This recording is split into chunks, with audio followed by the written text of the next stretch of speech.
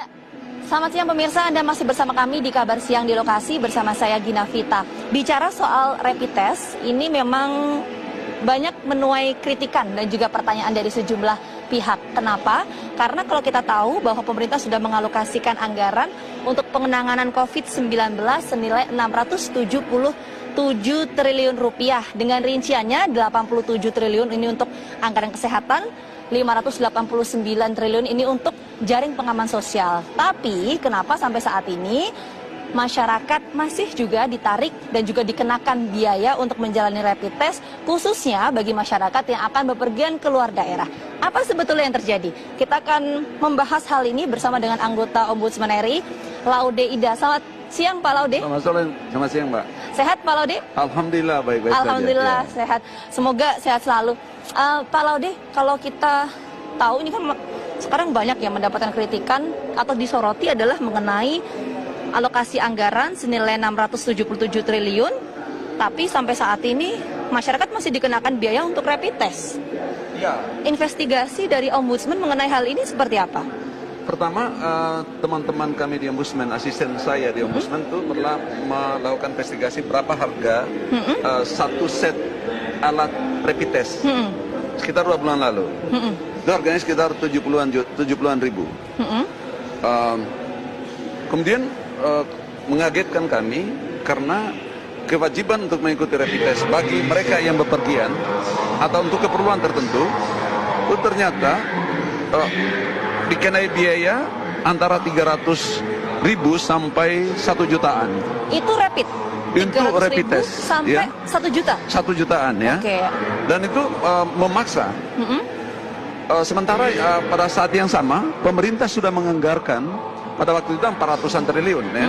400-an triliun. Sekarang menjadi 670-an triliun. Cukup banyak.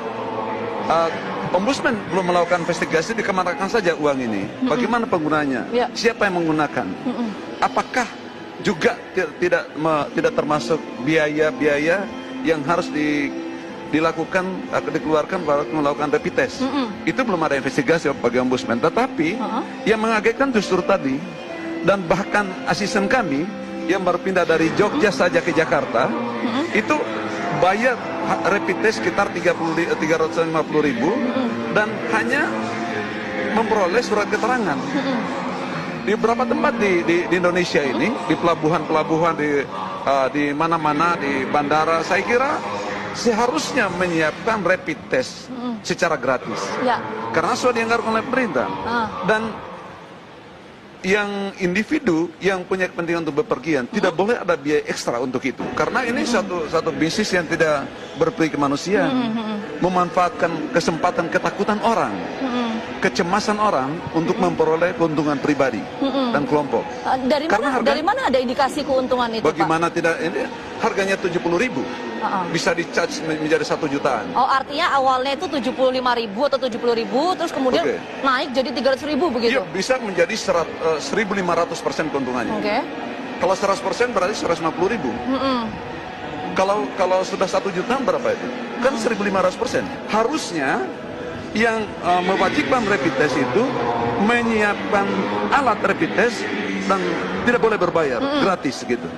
Pak, jadi intinya kesimpulannya adalah kecurigaan dari Ombudsman RI adanya ladang bisnis ini karena ada kenaikan harga dari 75.000 menjadi 300.000 atau 400.000 begitu.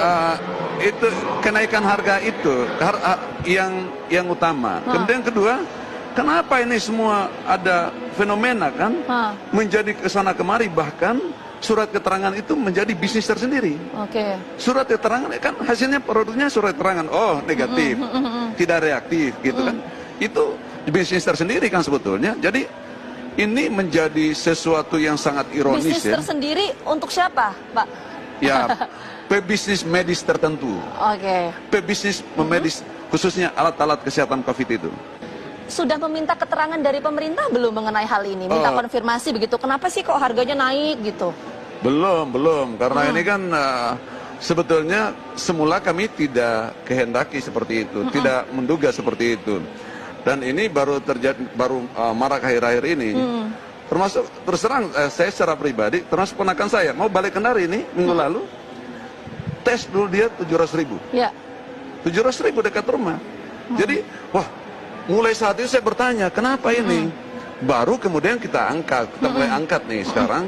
Nah, kita mau lakukan rapat kan masih terbatas sekali sekarang ini kan. Nanti saya minta teman-teman di kantor juga barangkali untuk mengkoordinasikan satu rapat khusus ini melalui virtual meeting itu untuk mempertanyakan ini. Tapi ini sudah meresahkan masyarakat sekarang. Kita tahu di sejumlah daerah.